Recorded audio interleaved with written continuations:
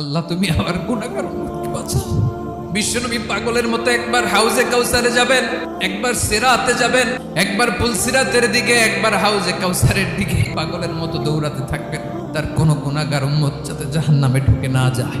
কিয়ামতের ময়দানে ওই বিভীষিকাময় সময়ে মুসিবতের কালে মানুষগুলো পাগল হয়ে বিশ্বনবীকে খুঁজতে আরম্ভ করবে।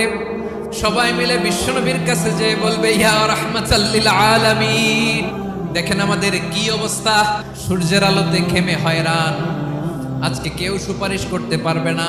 সব নবীরা অপারগতা স্বীকার করেছে, তারা বলেছে আপনি ছাড়া কেউ নাকি আল্লাহর সামনে দাঁড়াতে পারবেন না, আপনি একটু সুপারিশ করেন।